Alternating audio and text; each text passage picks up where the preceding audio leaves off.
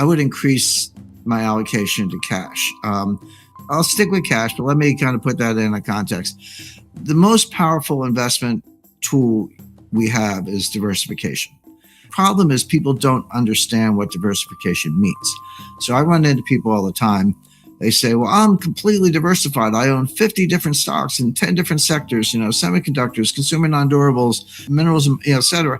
And I say, you're not diversified. You may own 50 stocks in 10 sectors, but you have one asset class, stocks, which are subject to conditional correlation. They, in calm markets, they're idiosyncratic, but in panics, they all go down together, or in bubbles, they all go up together. So you're not diversified. So what is diversification? Diversification is having slices of asset classes that are minimally correlated. It's probably not zero, but as close to zero as you can get. So what would that be? You'd have a slice of gold, but I recommend 10%. I have some strong views on gold, and I've written a lot about it, but people are surprised to hear me say 10%. Like, oh, Jim, why isn't it 50% or 100% if you believe all this? Well, I do believe it. I wouldn't say it if I didn't, but you don't want to be 100% in anything. You don't want to be 50% in anything. 10% is fine. If I'm wrong, you won't get hurt. And if I'm right, you're going to make so much money that it'll actually kind of be the insurance on the rest of your portfolio. But that leaves 90%. So I would have a large slug in cash, maybe 30%. And people say, well, wait a second. Banks pay me 25 basis points. Stock market's going up. Why would I want to be in cash? That's horrible. A couple of things. Number one, the stock market might not always go up. Cash is the opposite of leverage. So leverage increases the volatility of the rest of the portfolio. You'll get much bigger returns, but you'll have much bigger losses. If you have a slice of cash and you've got a volatile asset over here, which are stocks, and other volatile asset over here, gold's fairly volatile. If you got that volatility and you have cash, it will reduce the overall volatility so you can sleep better at night. Cash is a great asset in deflation. And if you're talking about inflation, which is here, then you got to deal with that. But don't rule out deflation. If we go into a recession because the Fed over tightens, or, the thing about the inflation, just a quick aside, it comes in two flavors. There's cost push and demand pull. Demand pull is when individuals are worried about inflation and they start accelerating purchases, like, hey, I better go buy that washing machine right now because the price is going up, or better go buy that house right now because the price is going up. That's demand pull. Cost push comes from the supply side, not the demand side. And that's what we're seeing because of what we talked about, supply chain, energy cost. The Fed can't drill for oil. Raising interest rates doesn't get you more oil or natural gas. So the Fed can't do anything about it except kill the economy. Yeah, and that'll cool it off. But when you pay, I put gas in my car. I don't just read about this stuff. It used to be $45. Now it's about $75. Multiply that by 200 million cars across America. What happens is it reduces your discretionary income. If you're paying another $30 at the pump twice a week, then you're not going to go out to dinner Friday night. You're not going to, take a vacation, whatever it may be. So that depresses all those other areas. So there is this recursive function. So don't rule out deflation down the road. Not right away, but maybe next year. So cash. But here's the biggest value of cash. It gives you optionality, and people don't understand this. What if I said to you, "Hey, I'll sell you a call option, an at the market call option on every asset class in the world"? You go, gee, that sounds kind of valuable. Well, that's what cash is. When things are crashing, you're the one who can go shopping. And nobody's better at this than Warren Buffett. He's got his cash level at Berkshire Hathaway is at an all-time high. So there's a place for that. You can have some stocks, but I would look at the energy sector. I mean, I actually built and I own the largest non-commercial solar module field in New England. And I run my house off it. It produces about 7.5 kilowatt hours. So I know a little bit about it. And what I know is it doesn't work at night. It doesn't work in snow. It doesn't work in rain. It doesn't work in really cloudy days. By the way, you don't run your house off of solar modules. You run your house off of batteries. Yeah. And then the modules charge the battery. So you watch the battery level. That's how you manage it. So it works fine. But if you think you can run cities with that, forget it. So it's just not practical at that scale, even if you thought it was. And it isn't. That's very clear. But here comes wind turbines and solar. And I'm not against it. Like I say, I own one.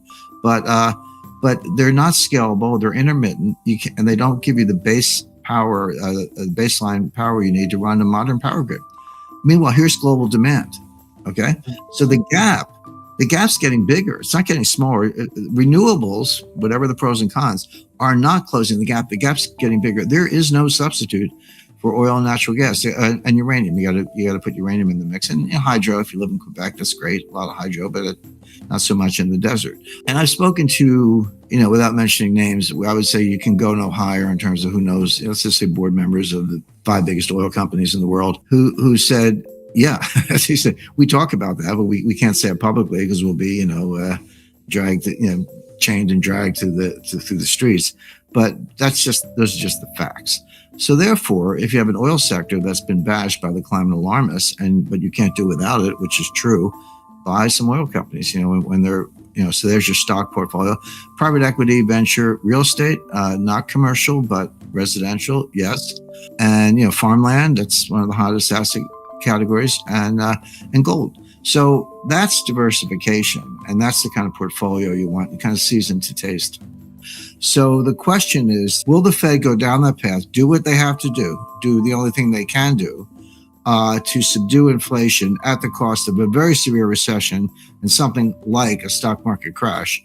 Or will they see that coming? They'll be the last to know. We'll all see it before they do, but they'll be the last to know. It's because they rely on flood models, and they're kind of in their own economic forecasting bubble, and they have very defective ways of thinking about the economy, and they're very much a creature of inertia. There are a whole lot of reasons why the Fed is not nimble. It's kind of quite the opposite.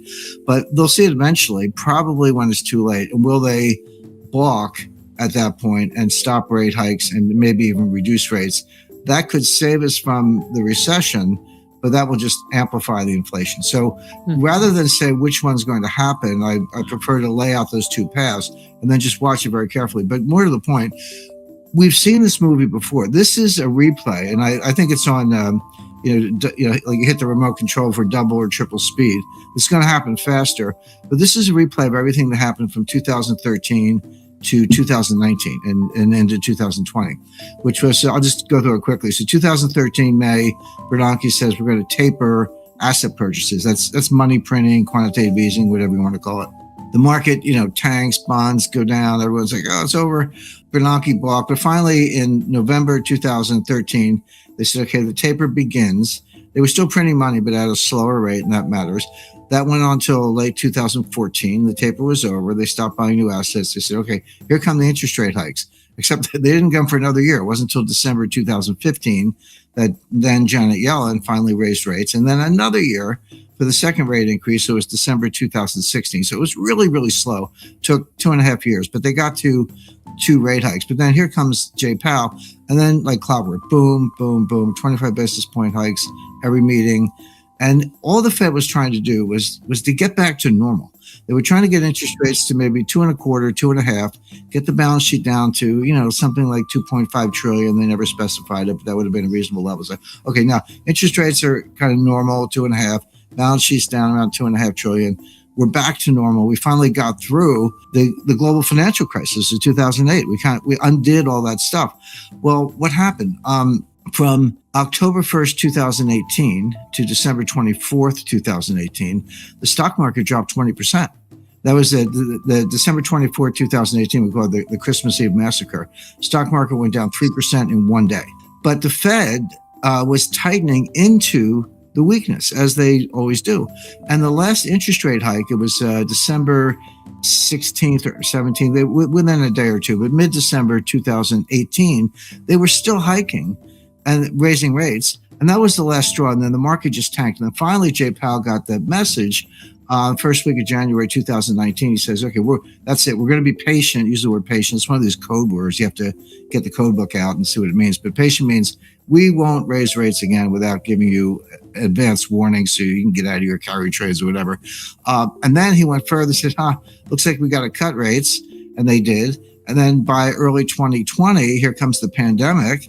And then they took rates all the way back to zero. And then they started QE, 6, 7, call it what you want. They took the balance sheet to $7.5 trillion after getting it down to $3.5 trillion. So look at that whole sequence from 2013 to early 2020, including the pandemic. What happened? They tapered the asset purchases. They raised rates. They sank the stock market. Then they said, okay, no more rate hikes. Then they cut rates. And then they started QE. And by April 2020, where were we? zero rates, back down to zero, and the balance sheet was 7.5 trillion after getting down to about 3.5 trillion. So that was a big a circle. They ended up back where they started from. But the point being, they failed to normalize. They failed to get rates where they wanted. They failed to get the balance sheet where they wanted. They did sink the stock market. Okay, now 2 years forward, here we are again. What are we doing? They just raised rates at the March meeting. They're going to raise them again in May. And that's the easiest forecast I've ever made. 50 basis points, May 4th. Boom. You can count on it. And they're going to announce. By the way, I don't have a crystal ball. The Fed told us this. I mean, that's the thing about the Fed. They may be wrong, but they're transparently wrong. So they tell you what mistakes they're going to make in advance. So that's the Fed forecasting is actually fairly straightforward because you just have to believe them. So they're going to raise rates again in May, probably 50 basis points. They're going to announce a reduction in the balance sheet. Whether they actually start it in May, they probably will. 100 billion a month reduction in asset purchases. So that's QT, quantitative tightening. In other words, they're running the same playbook they tried to run, or they started to run in 2013, 2014. They failed the last time. Why do they think they're going to be any more successful this time? Why do they think they can get out of this? And the answer is, the answer is they cannot without a recession. They can normalize rates in the balance sheet and they can stop inflation, but not without causing recession and not without causing a stock market crash. So the big question for the next year is, will the Fed do that? And they may.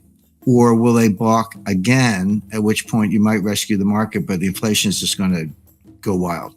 That's the debate. But the thing is about framing it that way. You've got two paths, and we'll get signals along the way. We won't be the last to know. The Fed will, but we won't. You'll be able to see this coming.